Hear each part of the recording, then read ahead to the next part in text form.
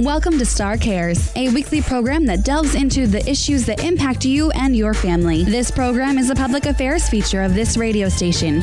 Now here's your host, Michael Leach.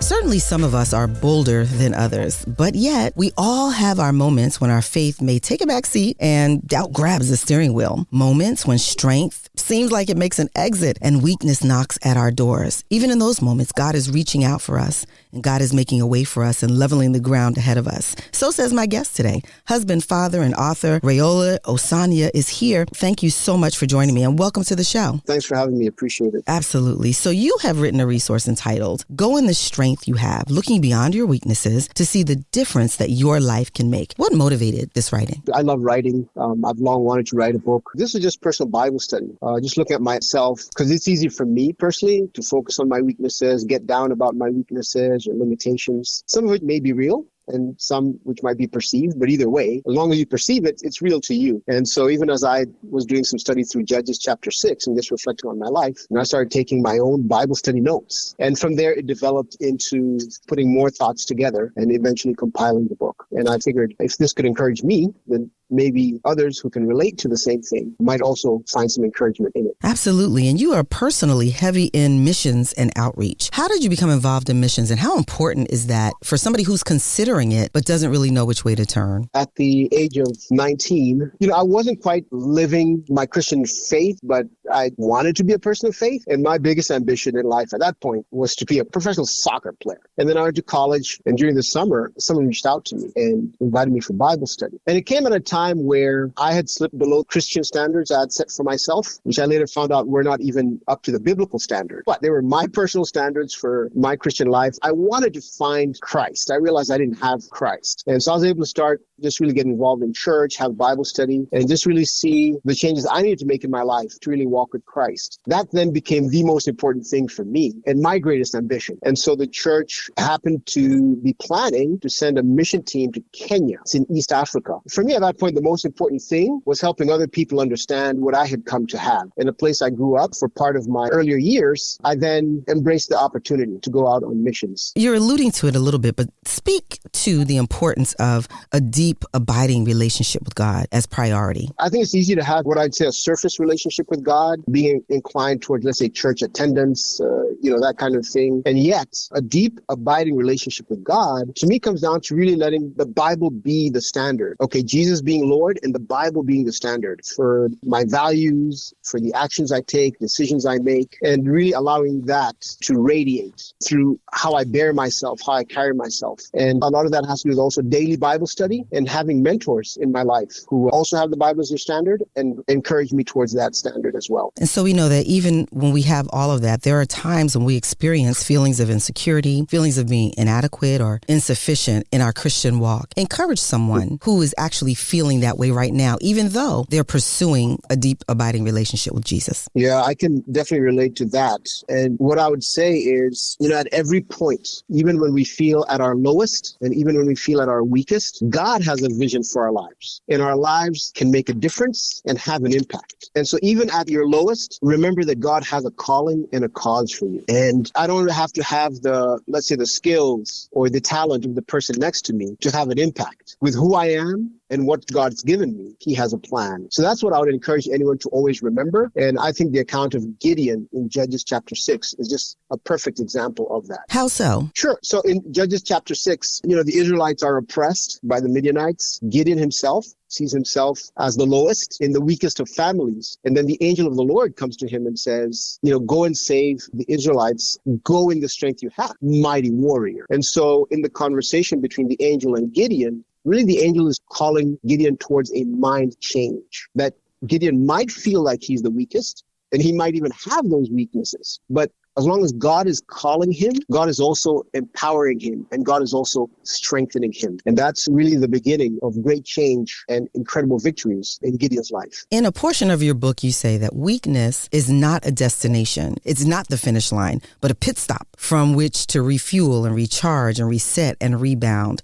Talk more about that. One thing I read one time stuck with me is times are tough. It may seem like the end of the road, but it might just be a bend in the road. So keep going. And so even in those times when when things are not going well. It could be in many ways. It could be financial. It could be health-wise. It could be with relationships. It could be professionally. There are all sorts of circumstances in which we reach our lowest point. And the thing is just to stick close to God through Bible study, sticking close to God in prayer. And for my wife and I, as much as we love each other, at a certain point we went for marriage counseling because that was something we needed. So counseling can also help, even as we're putting it before God. And so that area of weakness wasn't if I use that example, that's not the final destination of our marriage. That's just something we're going through. And if God will bring you to it, he'll also take you through it. And so that's what I'm saying is no one should think that's the end. No, that's just a pit stop. That's just what's happening now. But there are greater things ahead, and that's what God promises. Absolutely. And let's talk about prayer. In our busied and harried schedules and lifestyle, it seems like it may become more difficult to really find time and space for communicating with God. Re-emphasize the importance of that, like the Sabbath and rest and being still and listening and hearing and then obeying. Talk about that for us. Somebody once said, if you're too busy to pray, then you're too busy. I didn't fully understand. I kind of got what they meant, but now it became clearer later on. Because if you're too busy to pray, then you have too much going on and you need to dial back on what you have in order to make time for prayer. And one thing I know that has helped me is having a prayer list. So I have things written down. And so I'm able to pray through them just in case I might have forgotten. For me, one thing that helps, I have an A, B, C, D. And so in case A, a tentativeness where I want to be alert to God's promptings. B is breakthrough. C is clarity. That's it. D is direction. And I think that's practical. I'd share that with others because it only helps you focus your thoughts. In terms of Sabbath and being still, just 100%, like you said, we've got to be intentional about making time. Don't be too busy. Put time aside daily for prayer, but also at least once a week, just stop and have devotional time. Those could be retreats. Some people like to hike. I live by the water, so I like to walk by the water, but it makes all the difference. Putting aside and intentionally making time for prayer and connection with God. Talk about making time for yourself and time for your relationship with your wife, your children. How did you navigate all of that with your really, really busy schedule and all of the traveling that you've done? How intentional have you been about that? And what are some of the things that worked? I learned the hard way because for a while when I was in Kenya and I was working for a nonprofit, I was working away from my family and I loved my work. And apart from my work, I was sharing the Bible. So I thought, wow, I'm doing all this for God. But I left my family behind. And so what I learned is planning really is what I would say. It comes down to planning, staying in touch. So even if I'm physically away from them, I call, I stay in touch. That was many years ago and it was in Kenya.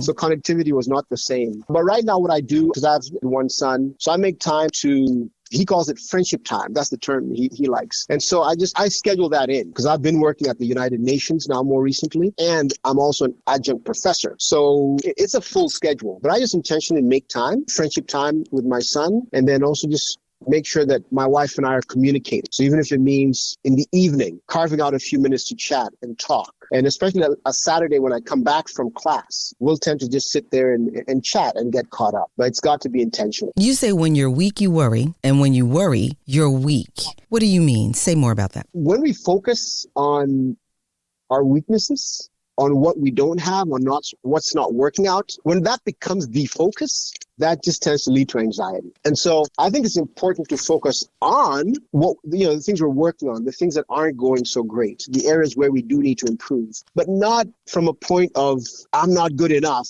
or will this really work out? But more from a point of view of, God is walking with me through this. And so that's what I found, especially looking at my own life, is that when I'm focusing on what's not the way I want it to be, it's just a vicious cycle that pulls me down. And one example I like to use, and it's in the book, is a donut. So typically a donut is, it's round and it's got a hole in the middle. All right. So for those who like donuts, I like donuts. I love donuts. So if one was to take a donut and focus on that hole in the middle and say there's nothing here, then they're missing out on the joy and the succulence of that donut. And so I feel it's the same way when we focus on our weaknesses, we end up worrying because of what we feel we don't have. Yet there's so much that we do have. And if we can acknowledge that and build on it, then we're in a much better place. And we're able to overcome anxiety. Yeah, let's jumpstart from that because there's so much turmoil and unknowns that are happening in our world today.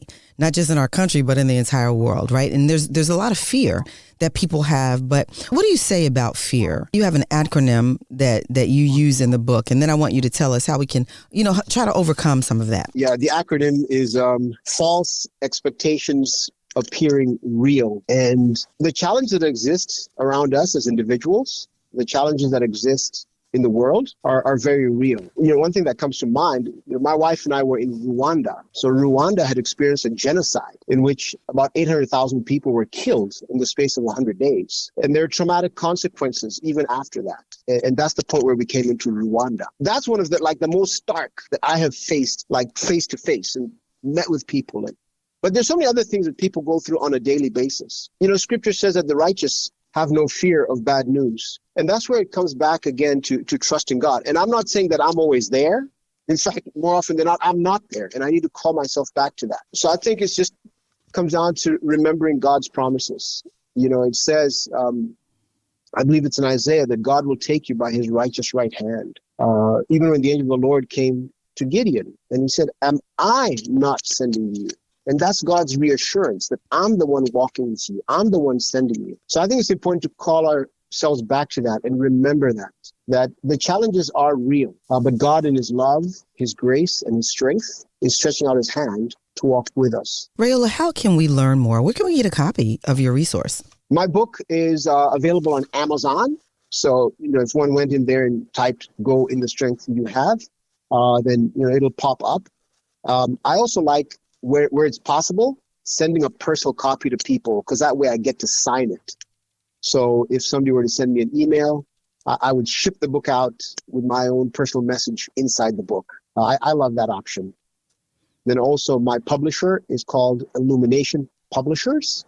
So if one Googled Illumination Publishers, the book is available on their website as well. And what is your email address? So that would be my first name. So I'll spell it RAYOLA95 @gmail.com. RAYOLA95 @gmail.com. And I'm always happy to hear from readers. Rayola Osanya, thank you so much for joining me today.